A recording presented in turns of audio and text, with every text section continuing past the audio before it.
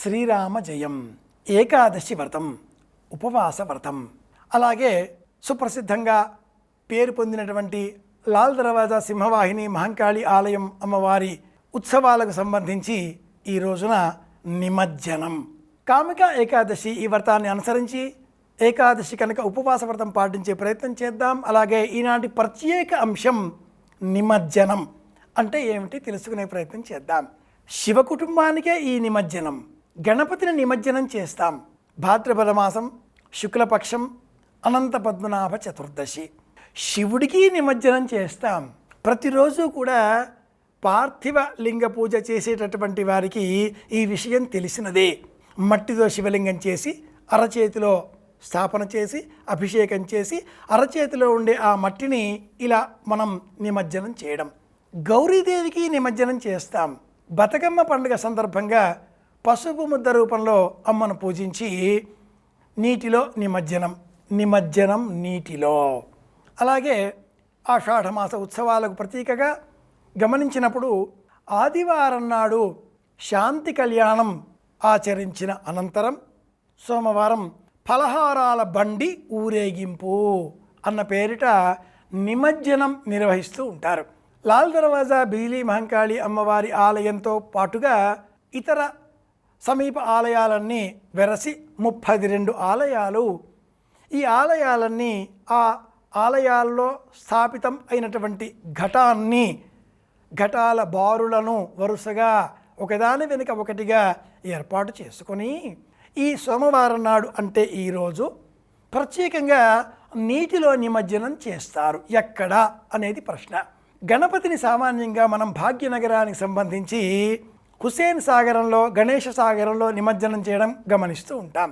అలాగే బతుకమ్మ అనేసరికి విడివిడిగా ఏ ప్రాంతానికి ఆ ప్రాంతం వారికి సమీపంలో ఉన్నటువంటి తటాకం, చెరువులు, బావులు, సరస్సులు వాటిల్లో నిమజ్జనం చేయడం గమనిస్తూ ఉంటాం. కానీ లాల్ దర్వాజా బిజిలీ అమ్మవారి ఆలయానికే ప్రత్యేకతతో కూడుకున్న అంశంగా మూసీ నదిలో నిమజ్జనం చేయడం మనం గమనించే అంశం అవుతుంది. నయా ఫూల్ అనగా కొత్తగా కట్టబడిన వంతెన. పురాణా ఫూల్ అంటే పాత వంతెన అని అర్థం. నగరానికి తలమానికంగా ఉన్న పాత కొత్త నగరాలను అనుసంధించేటటువంటి వంతెనలే ఇవి. ఇందులో నయాఫూల్ అనే పేరిట చాలా ప్రసిద్ధి పొందినటువంటి నేటి భాగ్యనగరంలో హైకోర్టు అత్యంత పురాతనమైన నిర్మాణ భవన సముదాయం కాగా ఆ ప్రాంతానికి సమీపంలో మూసీ నదిలో ఈ ఆలయాలలో స్థాపితం అయినటువంటి ఘటాలను ప్రదోష సమయంలో తీసుకువచ్చి నిమజ్జనం చేస్తారు. 117 సంవత్సరాలకు పూర్వం నగరానికి మూసీ నది కారణంగా వరదలు వెల్లువెత్తడంతో ఆనాటి ప్రభువులు అమ్మవారిని ప్రార్థించగా అమ్మవారు శాంతించినట్లుగా ఆ సందర్భంలోనే లాల్ దర్వాజా బిజిలీ మహంకాళి వెలుగులు విరజిమ్మినట్లుగా స్థానికులు స్థానిక కథనాలు చెబుతూ ఉంటారు.